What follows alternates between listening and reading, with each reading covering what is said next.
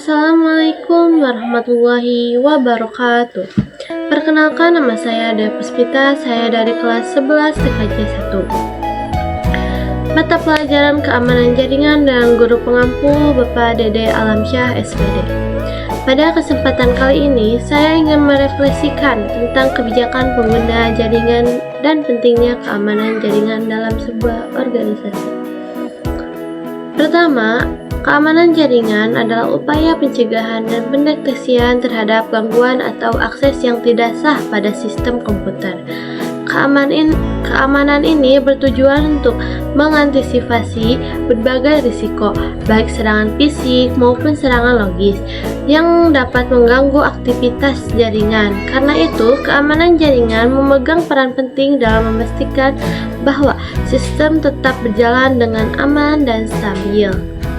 Dalam keamanan jaringan terhadap 5 prinsip utama, yaitu yang pertama, confidentiality, memastikan informasi hanya diakses oleh pihak yang berwenang.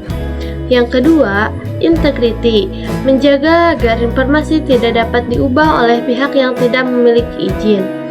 Yang ketiga, availability, memastikan informasi selalu tersedia ketika dibutuhkan. Yang keempat, authentication, menjamin bahwa pengirim informasi dapat diidentifikasi dengan benar. Dan yang terakhir, yang kelima, non-repudiation, memastikan pengirim maupun penerima tidak dapat menyangkal aktivitas pengiriman atau penerimaan informasi. Dan itu 5 prinsip utama. Selain itu, terdapat kebijakan penggunaan jaringan yang diterapkan dalam organisasi. Kebijakan ini dibuat untuk mengatur akses setiap pengguna terhadap sistem jaringan agar tetap tertib dan aman. Beberapa contoh kebijakan organisasi meliputi pengelolaan sistem komputer, penataan kabel, pengaturan akses Wi-Fi, manajemen organisasi, sinkronisasi antar bagian, hingga pemeliharaan sistem secara berkala. Kemudian, dalam menggunakan jaringan, kita juga harus memperhatikan etika. Etika ini penting karena setiap tindakan kita dalam jaringan dapat berdampak pada sistem dan orang lain.